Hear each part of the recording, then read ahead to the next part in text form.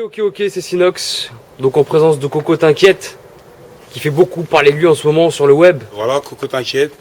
On vient de Villiers-le-Bel, 95 400, dédicace à Bois Adama, enfermé à tort, 15-12 ans, où ça a tiré sur les Condés en 2007, bref. Et voilà, moi je suis rappeur, je sors de prison, voilà, comme beaucoup de personnes. Je suis pas une exception, je sors d'une grosse peine quand même, 7 ans et demi. Et le truc c'est que je suis dans le rap, vraiment, moi je vais pas faire le mec qui raconte sa vie, qui dit qu'il est dans le rap depuis tout petit, voilà. Je suis dans le rap depuis à peu près 7-8 ans, pour des raisons bien particulières. Et je fais tout simplement du son dénonciateur. Entre parenthèses, je suis dans un conflit particulier avec cet État. Voilà, c'est du rap, on va dire rap politique et gangsta en même temps. Voilà. Donc ça fait combien de temps que tu pratiques le rap? On va dire ça fait 7-8 ans quand même, 7-8 ans. Ouais. Et donc c'était bien avant ton incarcération? Un petit peu avant mon incarcération. Le seul truc c'est que je suis tombé en 2006 pour vol avec armes et j'ai vraiment commencé à garder mes textes et à commencer à les apprendre, à travailler sérieusement à partir de quand je suis rentré quoi. Et donc tu as été jugé justement pour ce vol avec d'armes? Ouais. Et tu as été condamné à 7 ans de prison, c'est ça? C'est ça. Et donc aujourd'hui, tu es sorti au bout de tes 7 ans ou bien il y a eu des choses Ah là c'est compliqué. Le truc c'est que ma peine elle est même pas terminée. Il me reste vraiment peu de temps à tourner. Et le truc c'est que j'ai fait une peine tout à fait normale, que j'ai assumée sans jamais me plaindre. Je suis arrivé à la moitié de ma peine. J'ai posé une demande de conditionnel tout à fait normale. J'avais un CDI en poche grâce à 2-3 potos qui ont réussi à se démerder pour moi. Tu sais comment ça se passe. Et au moment où j'ai posé cette conditionnelle, il y avait les faits qui sont passés à Villiers-le-Bel, c'est-à-dire les policiers qui sont fait tirer dessus, tout. Quelque chose dans laquelle j'étais pas impliqué du tout, vu que j'étais en prison. Au moment de sortir, ils étaient tous favorables, on m'a donné des avis favorables, j'avais le CDI, tout était carré et nickel, j'étais à mi-peine. Et qu'est-ce qu'ils m'ont sorti? Tu sors pas parce que tu habites à Villiers-le-Bel. C'est marqué noir sur blanc sur des documents officiels. Je me suis renseigné auprès de mon avocat qui m'a expliqué que ça s'appelait la discrimination de territoire, donc quelque chose qui ne fait pas partie des articles du code pénal. Donc à partir de là, je me suis calmé, j'ai fait appel. L'appel n'a servi à rien parce qu'ils ont confirmé les faits, tout simplement parce que leurs condés se sont fait tirer dessus, et je suis désolé pour eux, mais moi je m'en bats les couilles, ça ne me regarde pas. Donc au jour d'aujourd'hui, ils m'ont laissé en prison à cause de cette histoire.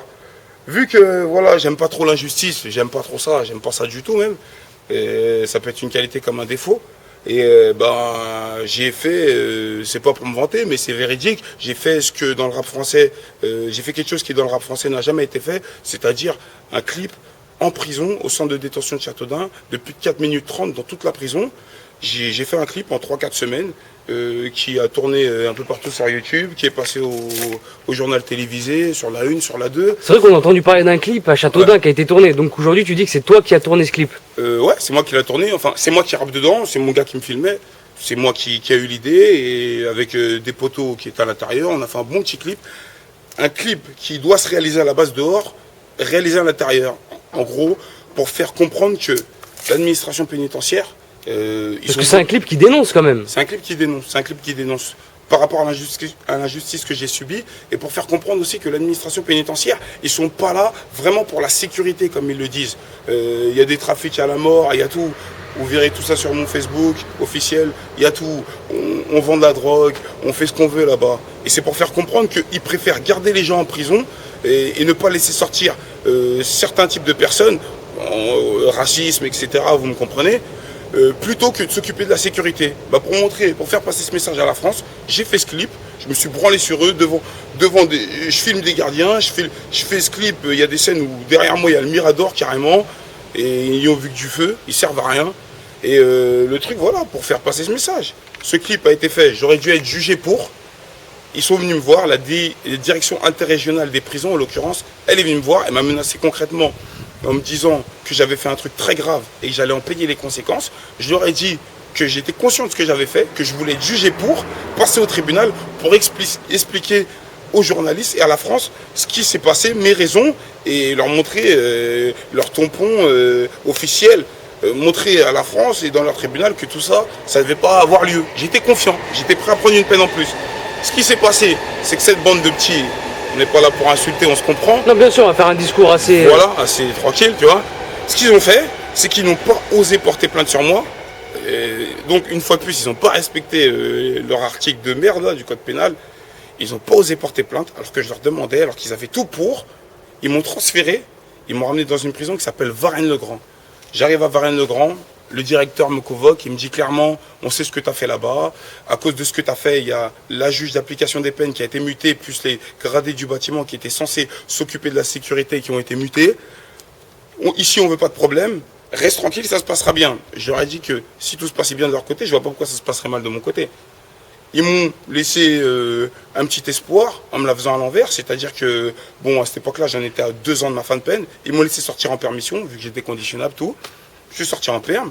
J'ai continué mon petit délire. J'ai fait un petit clip en une journée ou deux. J'ai préparé un petit clip avant de sortir avec des potos à la cité qui s'appelle Rentabiliser. Vous pourrez voir sur YouTube. Un petit clip avec un petit commentaire avec le journaliste de TF1 là, qui voulait m'interviewer, le même qui m'avait fait passer sur le 20h de la Une.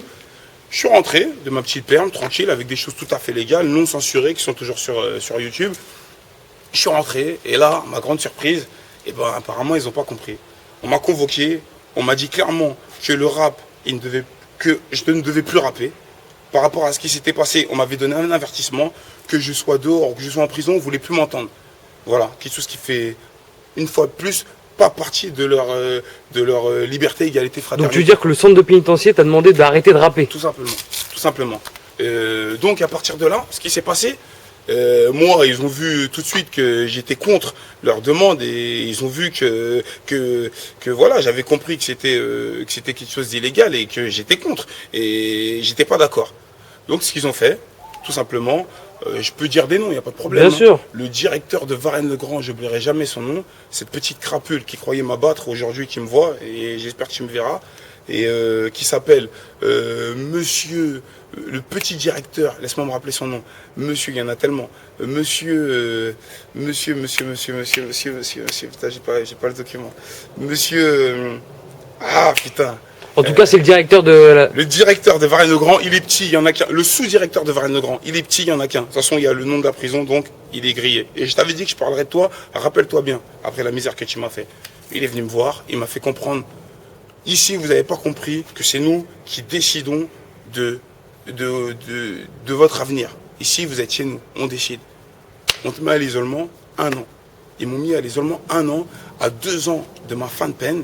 Alors que je tournais depuis plus de 5 ans et demi. Mais ça, c'est quelque chose de légal, ça? Quelque chose de tout à fait illégal. Écoute ce qui s'est passé. Ils m'ont mis à l'isolement en faisant comprendre que dans l'autre établissement d'où je venais, j'avais fait un clip vidéo et que j'étais dangereux. Donc je ne devais pas rester en bâtiment normal. Mais avant de me mettre à l'isolement, je suis resté 3-4 mois dans un bâtiment normal où ils m'ont laissé sortir en perme, tranquille. La preuve que je me comportais bien. Et pendant cette permission, j'ai fait mes clips et tout. Ils n'ont pas apprécié. Et dû à ça, quelque chose qui s'est passé à l'extérieur, ils m'ont mis à l'isolement 1 an. Mais tu faisais quelque chose de légal, faire des clips aujourd'hui c'est quelque chose de complètement légal, quoi. Bien sûr, dans une prison c'est interdit, il n'y a pas de problème, ça on le sait. Mais à l'extérieur c'est mon droit. Je paye le mec qui me filme, je fais ce que je veux, tu vois. Et après, si je dis des paroles bizarres, qui portent plainte contre moi. Mais ouais, voilà, à partir du moment que c'est une liberté d'expression, voilà. Dans mon rap, vous verrez bien, il n'y a pas de paroles bizarres, il n'y a que des phrases concrètes. Donc tu veux dire qu'ils t'ont puni par rapport à ça Ils m'ont puni par rapport à ça, ils m'ont dit tout simplement yeux dans les yeux que je ne gagnerai jamais la guerre dans laquelle je veux me lancer avec eux, qui sont plus puissants que moi. Personnellement, j'ai peur que Dieu, voilà, ça me fait pas peur du tout. J'ai des choses à dire, je le dis, que je sois tout seul ou qu'on soit 10, il n'y a pas de souci. Donc, ils m'ont mis à l'isolement 1 an en essayant de me faire craquer. Donc toi, t'es revenu en sachant que t'allais être à l'isolement, quoi. Je savais pas. Moi, j'avais un bon comportement, je suis revenu. Pour moi, ma peine allait se terminer. J'allais poser peut-être une nouvelle demande de conduite qui allait bien se passer, vu que voilà, nouvel établissement, nouvelle chance, comme ils m'ont dit. Ils m'ont fait à l'envers, ils m'ont niqué, ils m'ont mis à l'isolement. Tu vois le truc? Ils m'ont gardé 1 an. En essayant tous les jours. Donc tu peux rappeler un peu pour les gens qui connaissent pas le milieu pénitentiaire, qu'est-ce que c'est que l'isolement concrètement? L'isolement, c'est un sacré délire. Hein. L'isolement, c'est où Redouane Faïd est en ce moment. Petite dédicace à lui. J'espère pour lui que ça se passera bien, Inch'Allah, pour lui dans les jours à venir, parce que ça doit être compliqué. Voilà. L'isolement, c'est spécial en fait. C'est un endroit, c'est une cellule de 9 mètres carrés où on est. Au jour d'aujourd'hui, ils appellent ça le quartier isolement. À l'époque, ça s'appelait le QHS. La différence entre avant et aujourd'hui, c'est qu'avant, il n'y avait pas de télé. Aujourd'hui, il y en a une. Mais il n'y a rien qui change. C'est-à-dire qu'on est tout seul dans une cellule. On a 2 promenades par jour. Dans cette promenade, on est tout seul, on voit personne. On est enfermé dans des cubes de 16 mètres carrés. Les seules activités qu'on a, c'est une promenade de 1 heure dans cette promenade de 16 mètres carrés le matin Et l'après-midi, seul, du matin au soir. Tu veux communiquer avec les gens qui sont à l'isolement, en l'occurrence, moi, il y avait 5 personnes à l'isolement, il y avait 5 cellules. Tu veux communiquer avec eux, tu communiques par la fenêtre. Tu vois le truc? Tu les vois jamais, du matin au soir. Au niveau des parloirs, il y en a ou pas du tout? Parloir, si tu as des personnes qui viennent te voir, il n'y a pas de souci, tu peux en avoir chaque semaine. Voilà, en l'occurrence, c'est aussi ce qui m'a aidé. Ma petite femme, elle venait chaque semaine, tu vois le truc. Et voilà, la prière, tout, le rap, surtout le rap. Tous les jours, on écrivait, on lâchait pas l'affaire. Donc, on a essayé de se faire un petit programme. On avait la rage. Et au niveau des relations avec justement les surveillants, comment ça se passe quand tu es à l'isolement? Ça se passait très mal pour ma part, C'est-à-dire que c'était des tentatives pour me faire craquer, pratiquement 3-4 fois par semaine. Des insultes raciales derrière les portes, à on ne sait pas à quelle heure. Ils cachaient bien leur visage, tu vois. Tout pour faire craquer, en fait. Tout simplement pour essayer de faire comme ils font à des milliers de personnes en France, nous injecter une piqûre dans le corps pour qu'on se transforme en légumes ou tout simplement qu'on finisse en psychiatrie. Tu vois le truc? C'est vrai qu'il y avait déjà quand même un célèbre personnage qui s'appelle Jacques Messrine, qui avait dénoncé ses conditions de vie à l'isolement. C'est vrai. Et donc aujourd'hui, toi, tu peux dire qu'en 2013, il n'y a rien qu'à changer. Il n'y a rien qu'à changer. C'est vraiment un truc de fou. Quand ils veulent exterminer une personne, ils les ramènent en campagne et ils ont des prisons bien spéciales pour ça, tu vois. Comme cette prison que je viens de citer, Varennes-le-Grand, c'est une prison qui est faite pour ça, pour détruire les gens qui sont un peu trop expressifs ou un peu trop agités. Pour mon cas, c'est plus l'expression qui les dérangeait. Voilà. Et donc, à l'issue de cet isolement, une fois que l'isolement est terminé, qu'est-ce qui s'est passé? Après les 1 an d'isolement, ils sont obligés de demander de rendre des comptes au ministère de la Justice, en fait. L'établissement ne peut plus te garder après 1 an. C'est-à-dire qu'il est obligé d'expliquer au ministre et tout, le ministre de la Justice, pourquoi ce détenu est à l'isolement. Et si il n'explique pas le cas, eh ben, ils sont obligés de te transférer, tu vois le truc?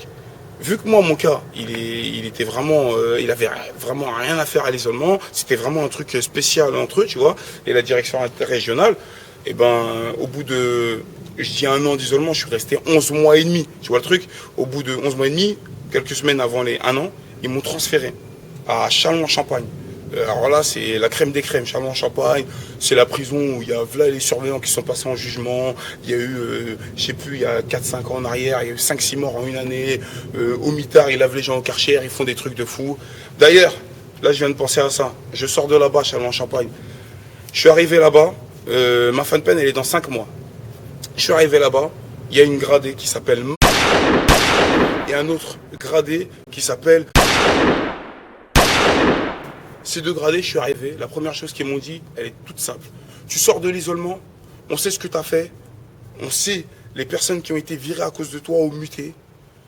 Nous, il te reste peu de temps. Si tu veux que le reste de ta peine se passe bien, tu n'as qu'une solution. Tu coopères avec nous. C'est-à-dire que tu nous dis les gens qui ont des portables, qui trafiquent ou ce que tu veux, et on te laisse tranquille. Ou sinon, comprends-nous, c'est comme vous dans vos cités, pour venger nos collègues, on te fera la misère par rapport aux 5 mois qui te restent. Donc ça, c'est des choses qui ont été dites. Qui ont été dites par...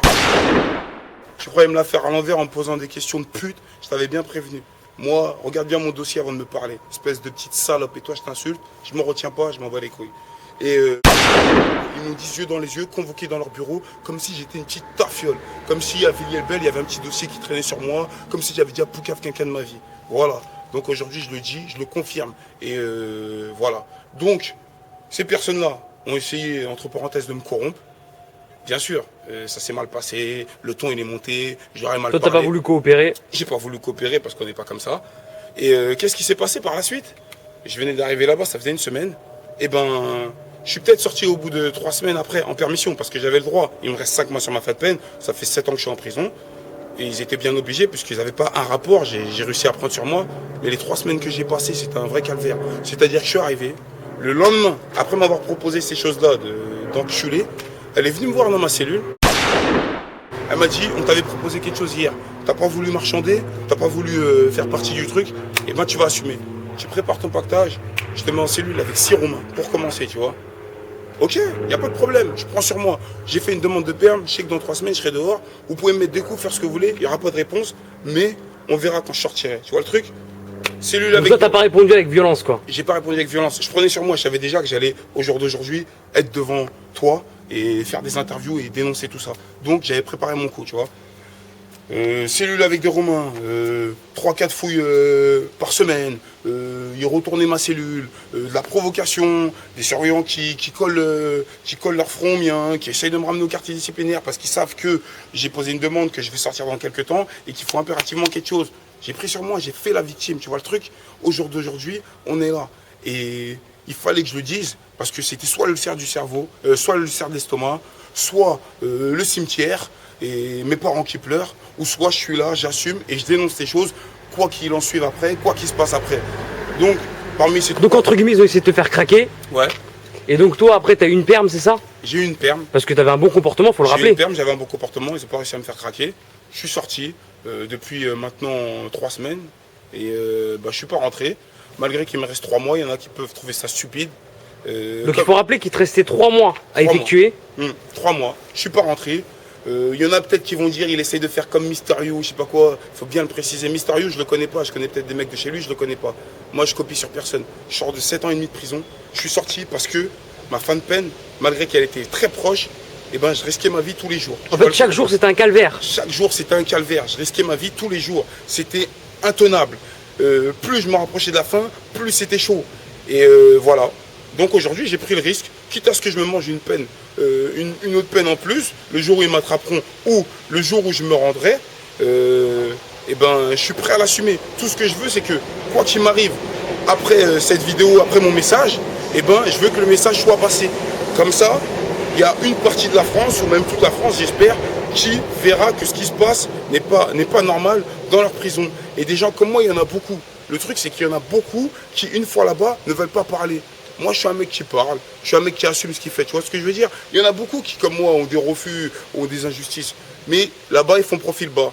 Voilà, moi, c'est pas mon cas, je fais pas profil bas dehors. Je vois pas pourquoi je ferais profil bas quand je subis une injustice là-dedans. Déjà, je suis tombé et je pensais qu'à m'évader. J'ai été gentil, je me suis calmé pour essayer de sortir, ils m'ont bien niqué. Tu vois ce que je veux dire? Donc aujourd'hui, tu es en cavale. Ça fait combien de temps que tu vis cette cavale? Depuis un peu plus de 3 semaines, tranquille, on est là. On se balade à Villiers-le-Bel, on se balade de sort dans des grosses voitures. J'enregistre. On va pas dire les lieux. Ouais, mais bon, ouais. Voilà, on se balade un petit peu. On fait un peu de son, on enregistre des sons, on fait des vidéos, on fait passer nos messages, on montre surtout les preuves de tout ce qu'on raconte, parce qu'on fait du rap vraiment véridique, tu vois ce que je veux dire? Et c'est vraiment un nouvel ère dans le rap français, c'est-à-dire qu'on arrive avec des vraies preuves. À part moi, au jour d'aujourd'hui, la seule personne qui parle et qui est rentrée dans ce game avec des preuves concrètes de ce qu'il raconte, c'est Mysterio. Voilà. C'est pas pour sucer ou quoi que ce soit, mais on peut mettre dans la même catégorie que ce genre de rappeur. C'est-à-dire le mec qui arrive avec une histoire montrée par image concrète. Tu vois ce que je veux dire? Voilà. Même si c'est pas des histoires de fous, même si plein de gens peuvent le faire. Je dis pas que je suis le roi de Paname ou ce que tu veux, tu vois. Donc voilà. En fait, toi, tu essaies vraiment de dénoncer des conditions de vie en prison. Ouais. Et de faire passer un message. Ouais, voilà. Parce que ça arrive pas qu'à toi et c'est pas forcément qu'à Villiers-le-Bel ou qu'aux jeunes de Villiers-le-Bel, c'est aussi à Marseille. Bien sûr, c'est partout dans la France, partout en Europe. En Europe, je sais pas, mais en France, c'est sûr. T'as juste à voir, il y a combien de gens qui finissent comme des légumes une fois sortis de prison. Il y a combien de gens qui finissent en psychiatrie. Il y en a partout, dans tous les quartiers, t'en verras. Parce qu'il y a des gens qui subissent des choses. Et toi, c'est pour le buzz ou pas du tout? Parce que tu es d'accord avec moi qu'il y a certaines personnes qui vont dire « Ah, il fait ça pour le buzz ». Bien sûr. Moi, je vais dire les choses concrètement. Ça sert à rien de tourner autour du pot.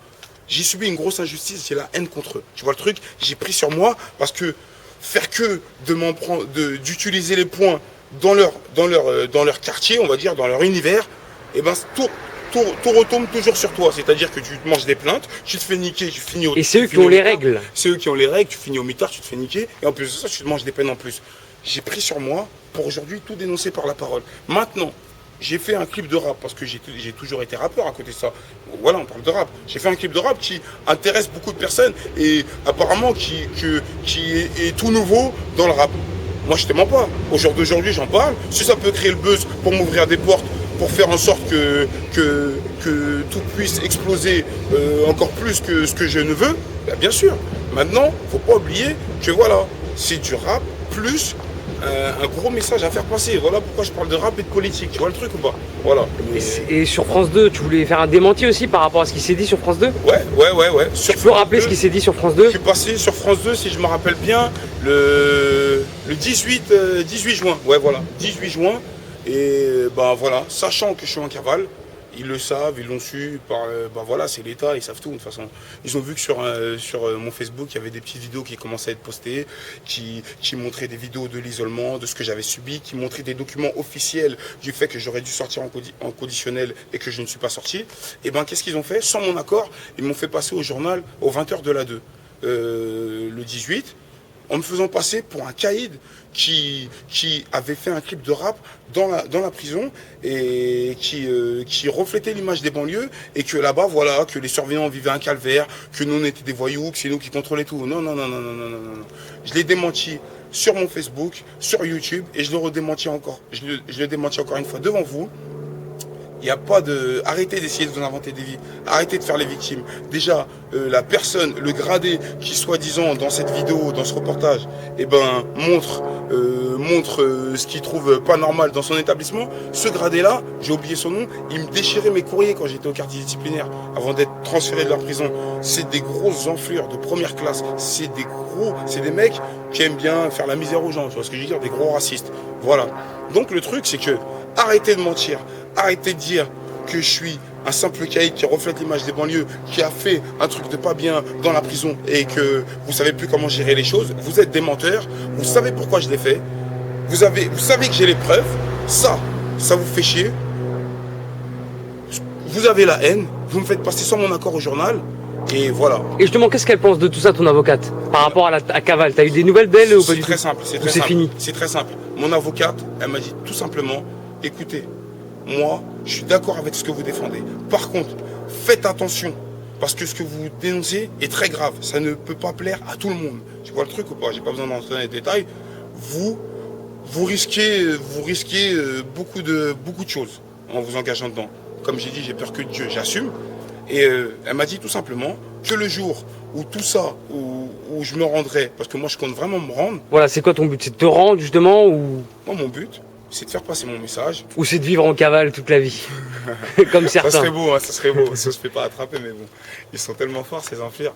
Mon but c'est de me rendre, après avoir fini de faire passer mon message, après avoir enregistré mes petits sons, ça fait longtemps qu'on a envie de faire du rap concrètement, mais qui nous empêche de le faire aussi.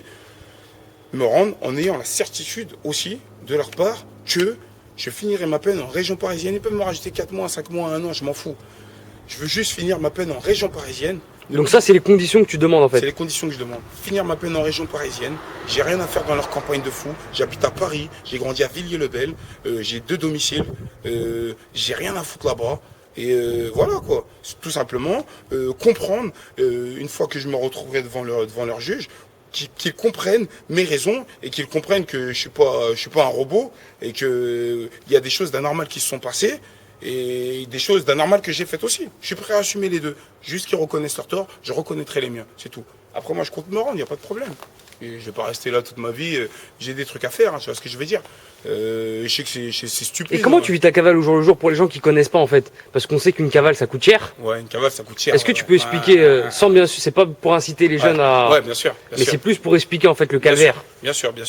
Bah déjà, je déconseille à tout le monde de se mettre en cavale juste pour profiter des meufs, du soleil, même si à cette heure-ci les meufs elles sont archi bonnes, c'est un truc de fou, ça a changé. Bref, je déconseille à tout le monde parce que c'est stupide, ça sert à rien. Maintenant, moi personnellement, je conseille à tous ceux qui subissent des choses anormales, qu'ils en ont les preuves, que leur avocat leur confirme, franchement, s'ils sont dehors et qu'ils veulent passer des messages, s'exprimer avec des preuves, qu'ils fassent, c'est pas pour engrainer les gens, c'est qu'il faut parler au jour d'aujourd'hui. En fait, il faut dénoncer les injustices.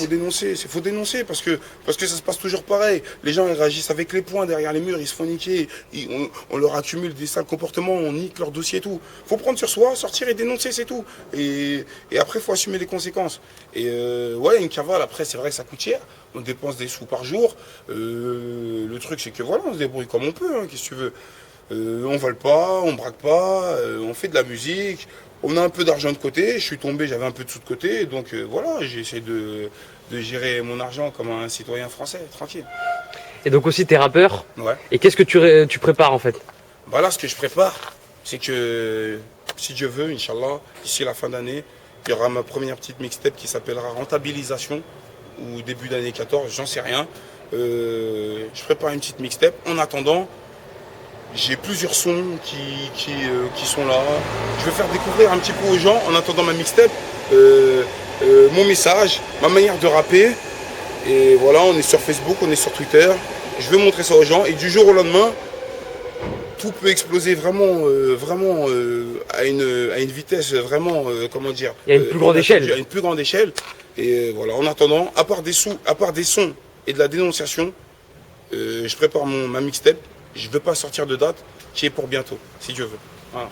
Et si malheureusement tu es derrière les barreaux, elle sortira quand même cette mixtape? Si malheureusement je suis derrière les barreaux, elle sortira quand même cette mixtape. Je suis confiant parce que à cette heure-ci, j'ai des gens qui s'intéressent à moi et qui veulent vraiment faire des choses avec moi, qui aiment mon histoire, qui la comprennent, qui sont eux aussi des gens qui ont grandi dans la street comme moi, et voilà, qui veulent m'encadrer et faire des choses parce que moi je ne te mens pas. Je suis là, j'ai mon big maker, j'ai 2-3 personnes, mais je vais pas faire le mec qui est là, qui a toute une équipe. Non, c'est faux. J'ai les mecs de mon quartier, je fais mes trucs, tu vois ce que je veux dire. Non, totale indépendance quoi. Voilà, donc moi personnellement, j'avance avec la personne qu'il faudra, si les conditions qu'elle propose me plaisent, et voilà quoi, tu vois ce que je veux dire. Bien sûr. Je vais te laisser le mot de la fin, Ouais. Coco.